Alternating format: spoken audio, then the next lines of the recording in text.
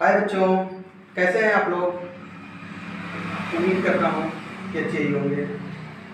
जैसा कि पिछले बेसिक इंफॉर्मेशन वाले क्लास में आप लोग को बता दिए हैं कि आप लोग को फिजिक्स 9 to 12 हम देखेंगे, जिसके बाद बच्चों का मांगे हैं कि सबसे पहले सर फिजिक्स 12 का स्टार्ट करिए। बहुत ज़्यादा बच्चे कह रहे हैं सर फिजिक्स पहले 12 की स्टार्ट करें, ज़्यादा बेटर होगा। तो क्या कर रहे हैं, सबसे पहले 12 का फिजिक्स हम स्टार्ट कर दे रहे हैं आप लोग को। आइए समय को बर्बाद न करते हुए हम लोग अपने टॉपिक पर चलते हैं। ठीक,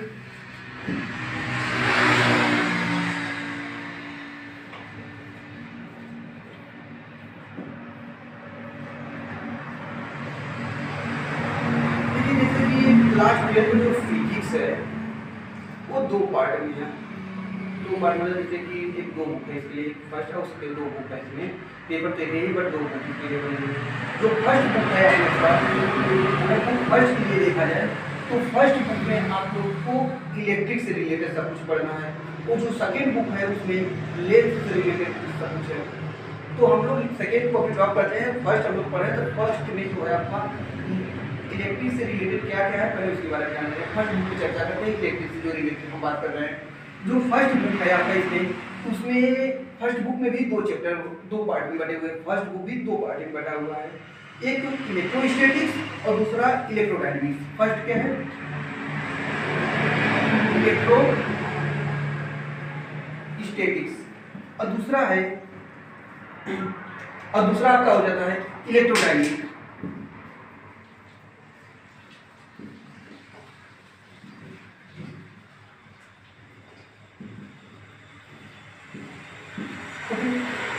इलेक्ट्रोस्टैटिक्स मतलब होता है इलेक्ट्रो समझ ही चुके होंगे आप लोग, इलेक्ट्रिक जैसे मतलब विद्युत।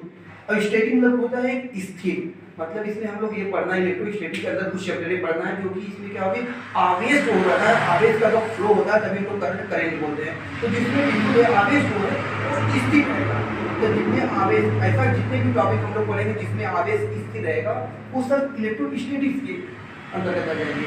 और जितने आवेश का मूवमेंट होता है, मतलब कि मोशन होता रहेगा, होता रहेगा, फ्लो होता रहेगा, या करंट हुआ वायर कुछ हम जैसे कि करंट क्या है, घर में है, हम स्विच को ऑन कर दिए, फैन चलने लगा, फ्रिज चलने लगा, इसमें क्या होगा, आवेश का फ्लो होने लगा। इसमें मतलब क्या, आवेश का प्रवाह हो रहा है, इसमें क्या हो गया, वो गति में हो गया, जो कि इसके अंतर्गत आएगा। ऐसा किसी में भी कुछ नहीं होगा जिसमें आवेश का प्रवाह हो रहा हो, वो इलेक्ट्रोडायनेमिक्स में आएगा। और जिसमें आवेश स्थिर रहे तो जितना टॉपिक उसमें आएगा वो सब इलेक्ट्रोस्टैटिक्स में आएंगे। ओके, सबसे पहले हम लोग इलेक्ट्रोस्टैटिक्स में चलते हैं। इलेक्ट्रोस्टैटिक्स में जो टॉपिक है उसमें कई चैप्टर है, जिसमें से सबसे पहला चैप्टर आप लोग स्टार्ट करने जा रहे हैं। आप लोग उठा लीजिएगा, समझने की कोशिश करिएगा। अगर कोई दिक्कत समझ में आया, कुछ भी आप लोग को ना समझ में आया, आप कमेंट बॉक्स में लिख के जरूर भेजिएगा। ओके, देखते हैं जिसमें सबसे पहले हम लोग चैप्टर फर्स्ट जो आपका क्या है, कूलॉम का नियम तथा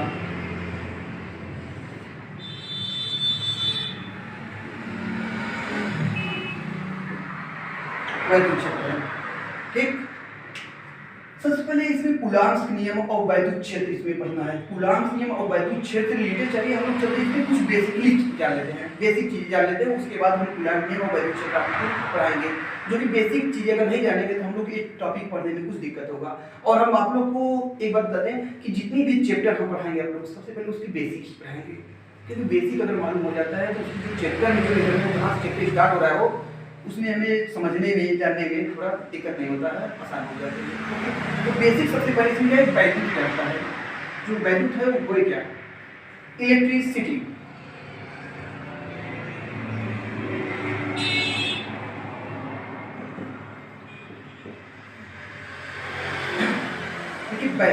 वैद्युत आप लोग अच्छे इस नाम से थोड़ा लगता है कि वैद्युत आपका कुछ समझ में आ रहा है। तो सबसे जो वैद्युत होता है, वैद्युत कहते किसे हैं, वैद्युत है क्या रियल में। नॉर्मली हम लोग बहुत कुछ जानते हैं इसके बारे में, लेकिन है क्या रियल में इसके बारे में। जो वैद्युत होता है, वैद्युत एक प्रकार की प्रॉपर्टी है, और किसकी प्रॉपर्टी है, कहाँ का है, किस तरह वर्क करता है, कैसे उत्पन्न होता है, इसके बारे में समझते हैं। लेकिन जैसे कुछ पदार्थ होते हैं, जैसे हम लिथियम मार्कर है, ठीक है, मार्क करें। इसको हम रफ कर ले रहे हैं, बॉल में रफ करके अगर किसी हल्की वस्तु को पार्टिकल के पास ले जाएं तो क्या होता है, उसे अट्रैक्ट करता है। ऐसे बहुत सी वस्तुएं हैं जो क्या होते हैं, हल्के किसने बार रगड़ने के बाद किसी हल्की वस्तु के पास ले जाएंगे, वह उसे आकर्षित कर लेता है, आकर्षित कर लेता है। तो देखिए इस पदार्थ, जैसे मान लीजिए सपोज एग्जाम्पल, मान लीजिए इसी को हम क्या कर रहे हैं, बाल में रगड़ दे रहे हैं, खींच ले रहे हैं और हल्की वस्तुओं के पास ले जा रहे हैं। तो यह हल्की वस्तुओं को अपनी ओर खींच रहा है।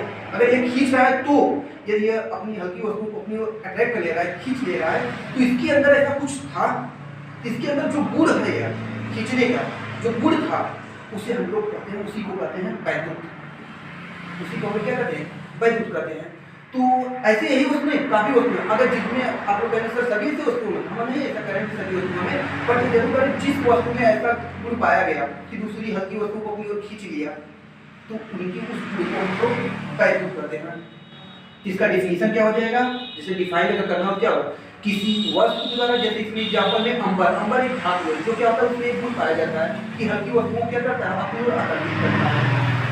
ठीक है, तो इसका डेफिनेशन क्या हो जाएगा, किसी पदार्थ द्वारा या अंबर के द्वारा हल्की वस्तुओं को अपनी ओर आकर्षित करने के गुण को, आकर्षित करने को नहीं, आकर्षित करने के गुण को वैद्युत कहते हैं। ओके, तो डिफिनेशन आप लोग हो जाएगा,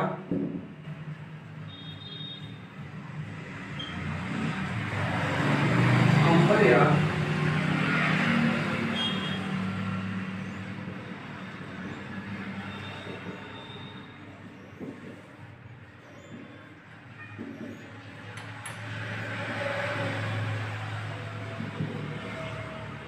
अंबर या किसी पदार्थ के द्वारा हल्की वस्तुओं को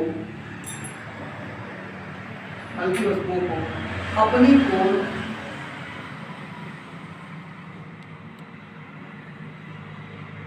आकर्षित करने के गुण को, आकर्षित करने के गुण को वैद्युत कहते हैं।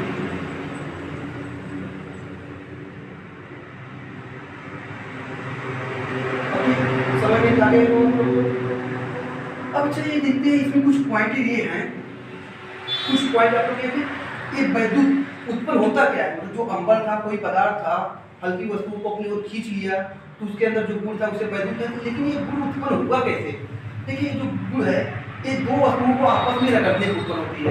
कोई दो वस्तु है उसको आपस में रगड़ने पर ऐसा वैद्युत गुण उत्पन्न होता है। तो हम आपको बता दी जैसे अंबर हुआ वस्तु, इसके अगर किसी दूसरी पदार्थ या उन्हीं वस्तु पर अगर हम रगड़ दे रहे हैं तो इसके अंदर ऐसा गुण उत्पन्न हो जाता है। क्या उत्पन्न हो जाता है कि दूसरी हल्की वस्तुओं को अपनी ओर, जैसे कि एग्जाम्पल पेज हुआ, पेज का टुकड़ा हुआ, तो धूल या शुक्र हुए, तो क्या होता है, अपनी ओर आकर्षित करने का क्षमता रखता है, गुण रखता है, अपने अंदर धारण कर लेता है, तो हम उसी वैद्युत करते हैं। लेकिन अब ये हमने बात बोले आप लोग से कि यह जो वैद्युत का गुण होता है, दो वस्तुओं को आपस में रगड़ने पर उत्पन्न होता है। रगड़ने, ध्यान दीजिए, घर्षण करने पर, रगड़ने फिक्स करने पर उत्पन्न होता है। इसीलिए हम रगड़ने पर उत्पन्न होता है, जिसके कारण हम वैद्युत को क्या करते हैं, घर्षण वैद्युत भी कहते हैं। तो ये पॉइंट भी आपको दे देना है कि पॉइंट में कि जो वैद्युत का गुण उत्पन्न होता है वो किससे उत्पन्न होता है, दो वस्तुओं को आपस में रगड़ने पर यह गुण उत्पन्न होता है। इसीलिए इस वैद्युत को हम लोग क्या कहते हैं, घर्षण वैद्युत भी कहते हैं।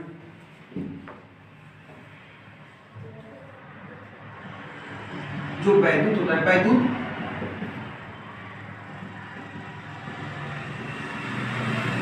दो पदार्थों को आपस में, वैद्युत जो है क्या होता है, दो पदार्थों को आपस में रगड़ने पर उत्पन्न होता है। इसलिए इसे क्या कहते हैं, घर्षण वैद्युत भी कहते हैं।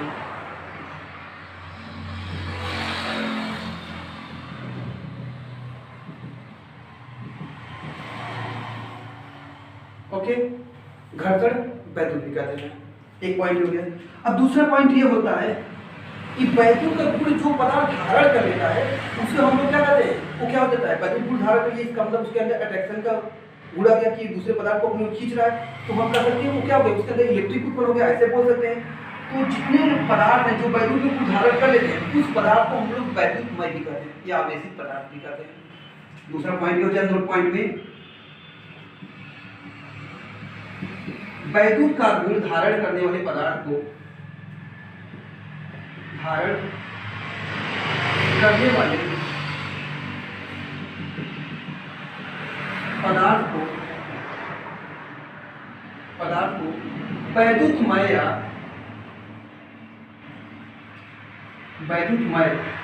या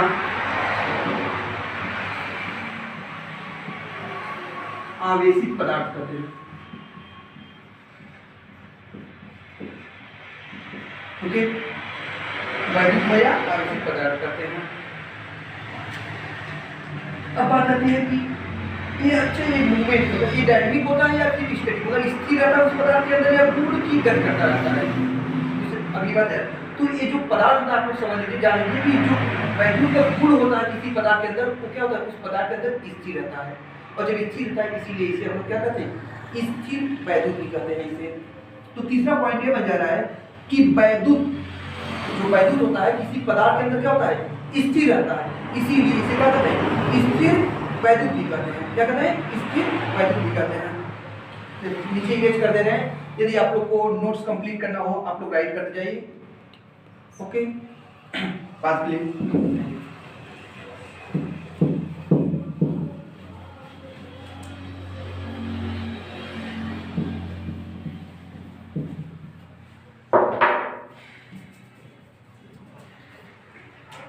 तीसरा पॉइंट नोट पॉइंट में बता दिए कि जो वैद्युत का गुण होता है किसी पदार्थ में क्या होता है, किसी पदार्थ में क्या होता है, स्थिर होता है, स्थिर होता है, जिसके कारण इसे या इसलिए इसे क्या कहते हैं,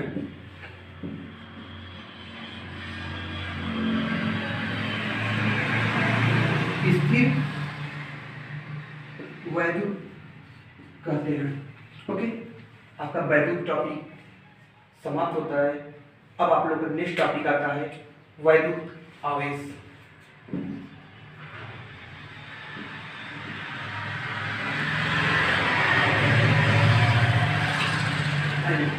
ये वैद्युत आवेश क्या है, अच्छा करेंट के पास वायर के पास जाएंगे तो क्या करें, अटैक निकल देता है, कभी इसमें होगी कि अरे उनको अटैक कर दिया है, उनको फेंक दिया उठा कर, ऐसा कुछ नहीं हो गया। तो जो करेंट का उठा कर फेंक दिया, खींच लिया, चिपका लिया, ऐसा कुछ कर लिया, इसमें क्या है, देखिए कोई भी दो पदार्थ में जिसमें आप मिट्टी अगर एक दूसरे क्या आकर्षित कर रहे हैं या फिर प्रकर्षित कर सकते हैं या कर रहे हैं, जो भी कर रहे हैं, उनके अंदर जो गुण होता है उसी को हम लोग वैद्युत आवेश करते हैं।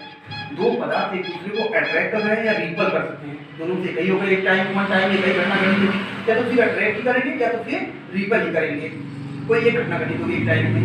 तो उनके अंदर जो वह गुण था अट्रैक्ट या रिपल करने जो गुण है, उसी प्रॉपर्टी गुण को हम लोग क्या कर रहे हैं, वैद्युत आवेश कहते हैं। इसका डिफिनेशन क्या हो जाएगा, दो पदार्थों के द्वारा क्या होता है, दो पदार्थ एक दूसरे क्या करते हैं, आकर्षित करते हैं या प्रकर्षित करते हैं, जिसके गुण को हम लोग क्या कहते हैं, वैद्युत आवेश कहते हैं।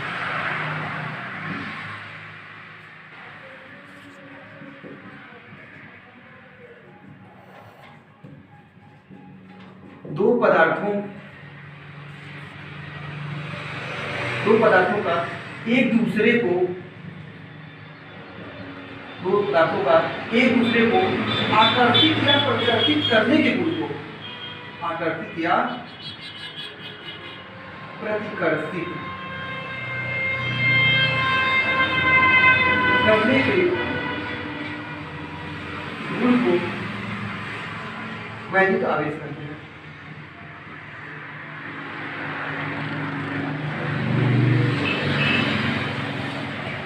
ओके, क्लियर हो गया, आकर्षित या प्रकर्षित करने जो गुण होता है उसके अंदर उसे वैद्युत आवेश होता है।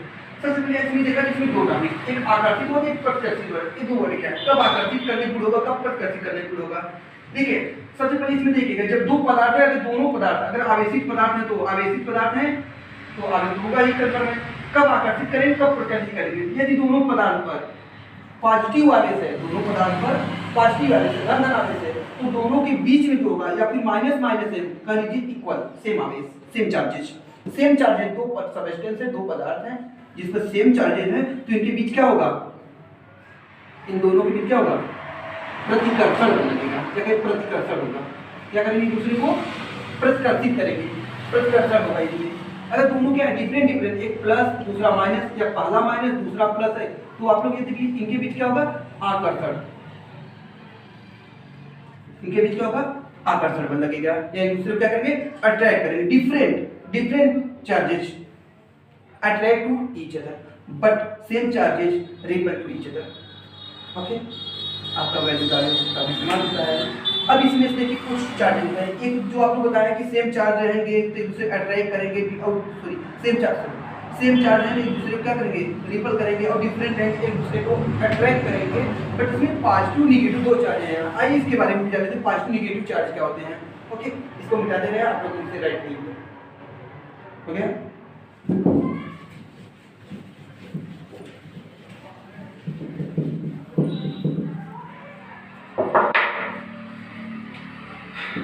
जिसमें हम लोग कर रहे हैं आवेश के प्रकार, जो हम करते हैं टाइप्स ऑफ आवेश चार्जेस।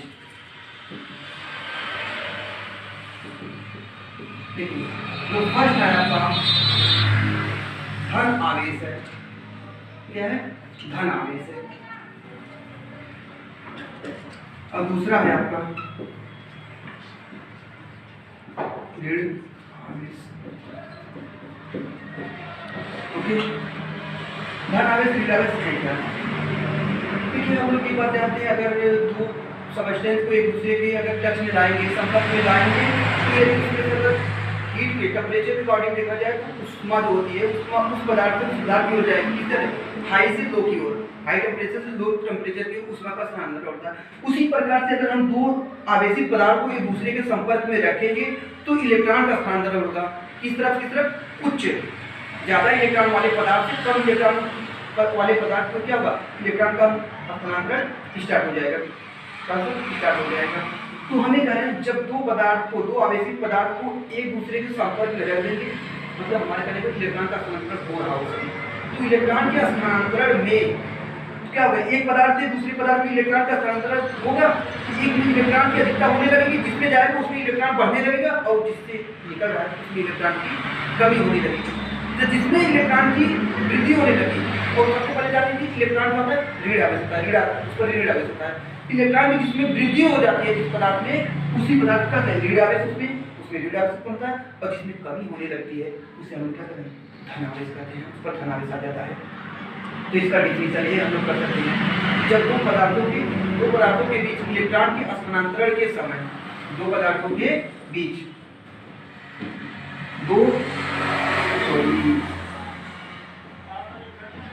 दो पदार्थों के बीच इलेक्ट्रॉन को, ओके, इलेक्ट्रॉन के, दो पदार्थों के बीच इलेक्ट्रॉन के स्थानांतरण के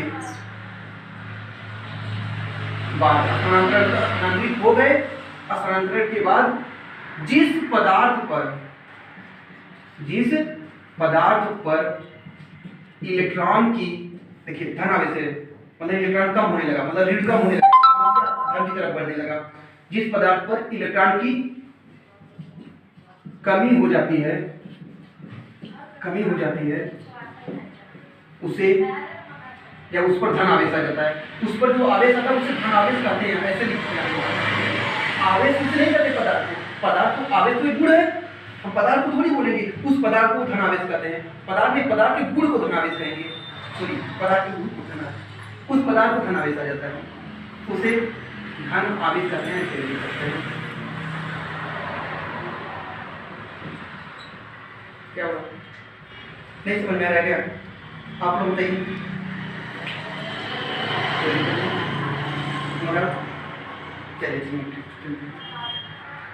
हाँ, इसके लिए कहेंगे सर, एक आप लोग को इसमें एक टॉपिक बताया होगा, जो आवेश होता है, एक टॉपिक छोड़िए आप लोग, उसे ध्यान दीजिएगा। आप लोग कहेंगे सर आवेश होता है, आवेश को किससे लिखते हैं, आवेश का जो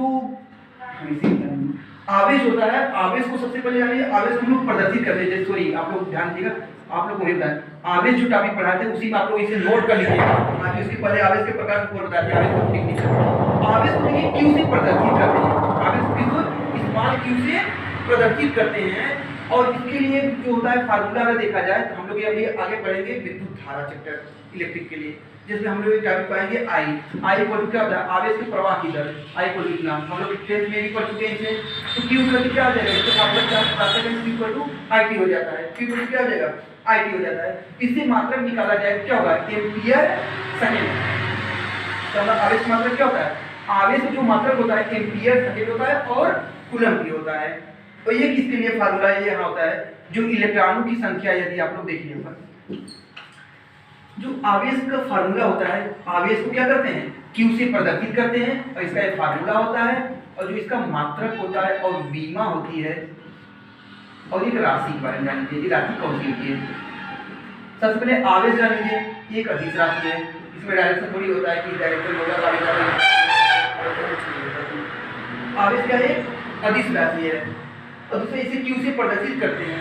जो इसका मात्रक होता है वो होता है कूलम, या अभी बताए थे एक फार्मूला से एम्पियर सेकंड, उसे ऐसे शॉर्टकट में लिखते हैं, समझ लीजिए एम्पियर सेकंड। और बीमा इसकी अब क्या हो जाएगी, बीमा निकालना जानते हैं, 11th में हम लोग पढ़ भी चुके हैं। तो एम्पियर, सबसे पहले किसी भी राशि का बीमा निकालना है उसे मूल मात्रक में तोड़ा जाता है, 7 मूल मात्रक होते हैं, मूल मात्रक में तोड़ लेंगे तो उसका नोटेशन जो डायमेंशन का होता है वो हम पुट कर देंगे बड़े ब्रैकेट के अंदर, तो वही उसकी बीमा हो जाती है।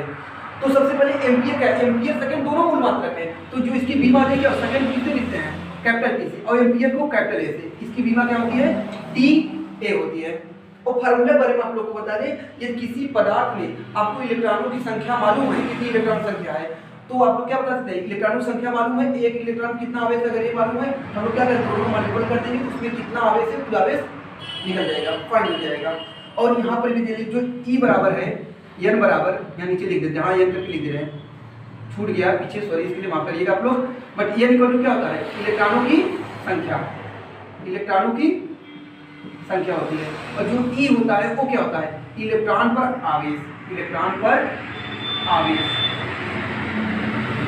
एक इलेक्ट्रॉन पर कितना आवेश होता है, इलेक्ट्रॉन का प्रोडक्ट 1.6 × 10⁻⁻19 कूलम। लर्न कर लीजिएगा इसे, आपको ध्यान दीजिएगा इसे, एक इलेक्ट्रॉन पर इतना आवेश होता है। अब जितने इलेक्ट्रॉन है अभी इसी बेस पर मेथड भी आपको बताएंगे, एक इलेक्ट्रॉन कितना आवेश होता है, किसी भी पदार्थ में जितने इलेक्ट्रॉन रहेंगे उसका नंबर क्या करेंगे, उसमें मल्टीपल कर देंगे तो कुल आवेश निकल जाएगा। तो आवेश आपको नहीं करोगे। आवेश दो प्रकार के होते हैं, एक धन आवेश, दूसरा ऋण आवेश।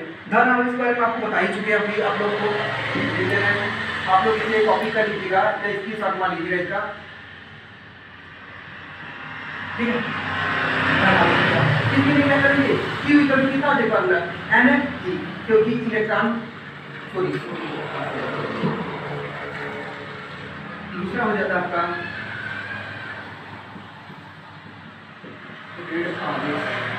ऋण आवेश को डिफिनेशन दिया, आप लोग इसको इसके साथ में हम इसको बता रहे हैं।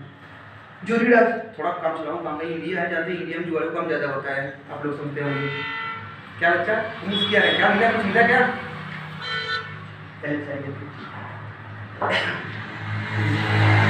अब देखिए जो हम लोग रीड आवेश है इसी बना दे रहे हैं, टाइम को बचाते हैं, ओके।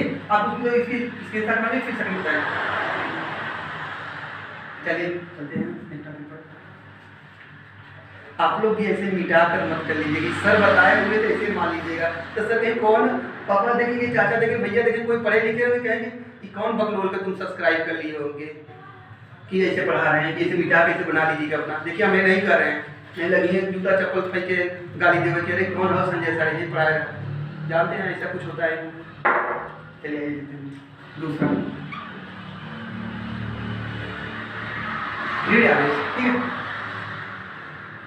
ऋण आवेश क्या होता है, दो पदार्थों के बीच, अब देखिए दो पदार्थों के बीच इलेक्ट्रॉन के हस्तांतरण की बात क्या होता है, जिसमें कमी थी वो धन आवेश, और जिसमें वृद्धि हो जाएगी, अधिकता हो जाएगी इलेक्ट्रॉन की, उसका होता है ऋण आवेश आ जाता है, इसे हम ऋण आवेश कहते हैं। हस्तांतरण के बाद जिस पदार्थ पर इलेक्ट्रॉन की क्या हो जाती है, अधिकता हो जाती है, अधिकता हो जाती है, उसे क्या कहते हैं, ऋण आवेश कहते हैं। हाँ बच्ची मुस्कान सिंह, क्या यार आप, ठीक है ठीक है, हमारा काम देखने हो गया।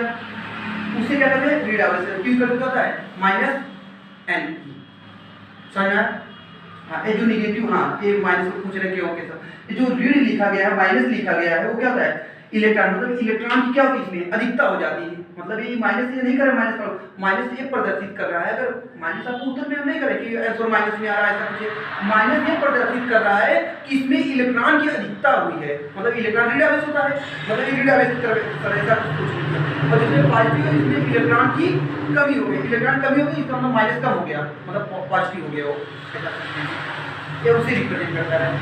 तो न्यूमेरिकल में लगाने हम लोग क्या करते हैं इलेक्ट्रॉन माइनस भी आ सकता है प्लस भी आ सकता है, माइनस का मतलब क्या प्रदर्शित करता है इलेक्ट्रॉन की अधिकता को, मतलब ऋण आवेश को, और जबकि पॉजिटिव है क्या इलेक्ट्रॉन की कमी को, मतलब धन आवेश को प्रदर्शित करता है। ओके, तो नेक्स्ट टॉपिक चलते हैं हम लोग।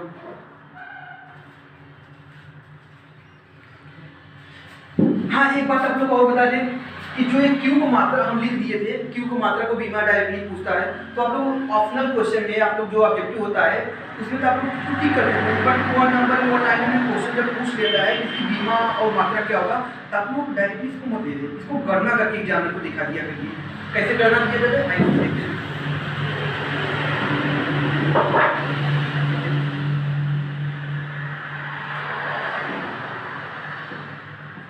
आवेश का मात्रक तथा बीमा, सबसे पहले किसी भी राशि का मात्रक और बीमा निकालेंगे सबसे पहले उसका फार्मूला लिखिए, फार्मूला लिखिए क्यू बराबर कैसे यानी लिखेंगे ऐसे लिखेंगे, या कोई मात्रक उसका मात्रक मालूम है उसे लिख दीजिए, सीधा हमें मात्रक की मालूम उसे लिख दीजिए, क्यू का क्या होता है मात्रक, क्यू का मात्रक क्या हो जाता है कूलाम होता है, क्या होता है कूलाम होता है।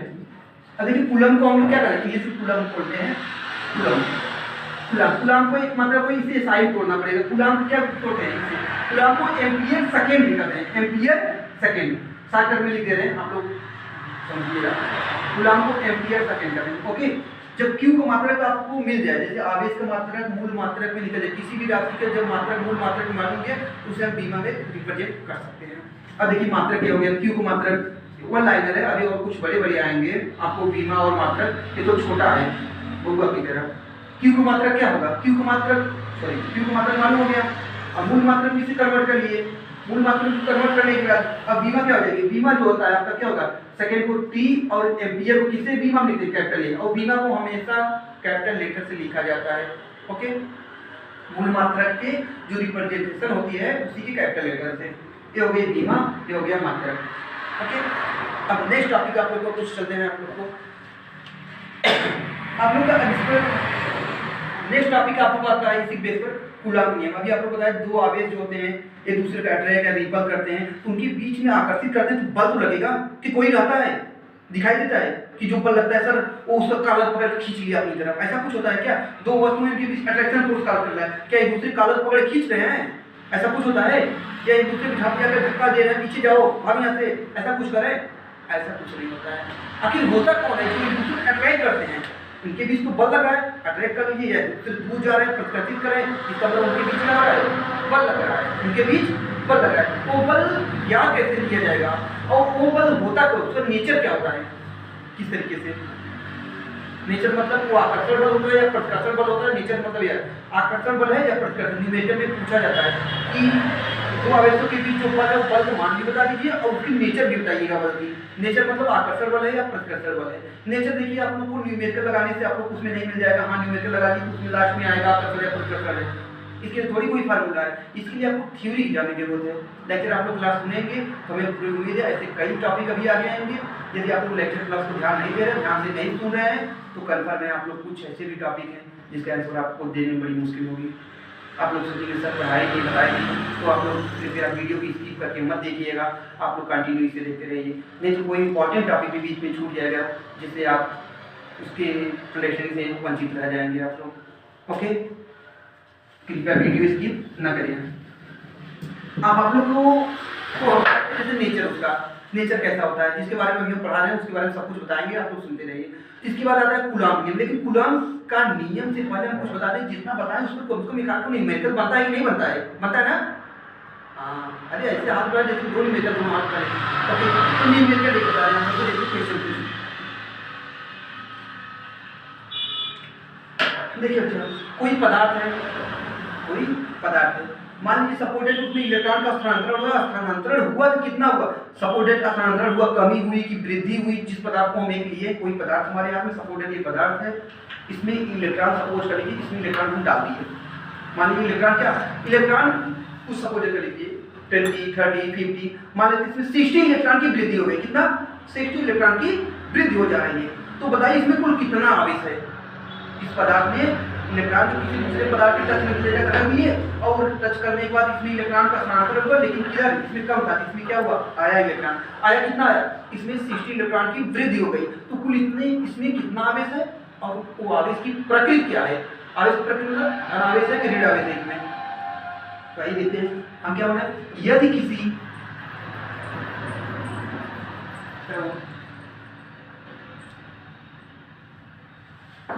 वस्तु में इलेक्ट्रॉन के स्थानांतरण के बाद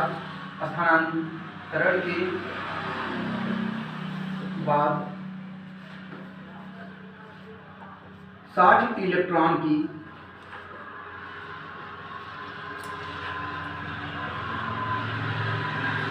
अधिकता हो जाती है, 60 अधिकता हो जाती है, तो उस वस्तु में आवेश की गणना कीजिए।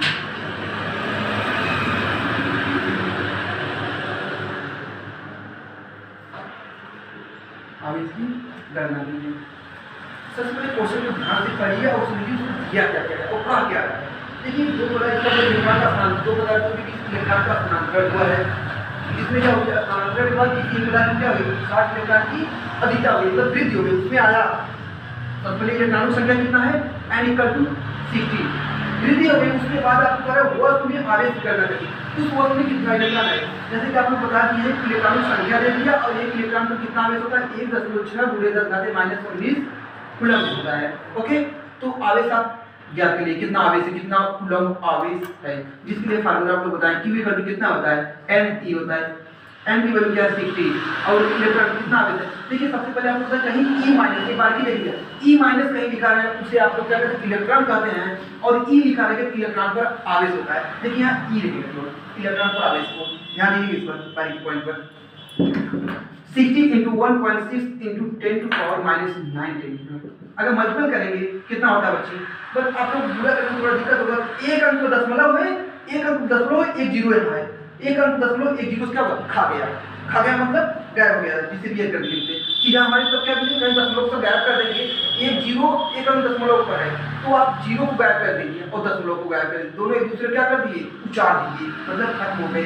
तो 16 छक्का कितना होता है चलो 96 और क्या हो गया 10⁻⁻19 और साइंटिफिक अगर रूल से अगर लिखा जाए आंसर को 9.6 × 10⁻, जब माइनस बाएं तरफ खिसकता है बच्चे लोग तो क्या होता है 10 की पावर में क्या होता है, माइनस होता है प्लस होता है, प्लस होता है, एक रूल समझिएगा। तो 10 की पावर क्या होगा, +1 करेंगे कितना आएगा, +1 -18 हो जाएगा।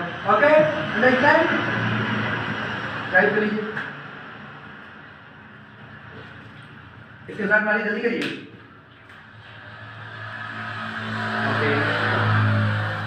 नेक्स्ट टॉपिक आप लोग को बताते हैं।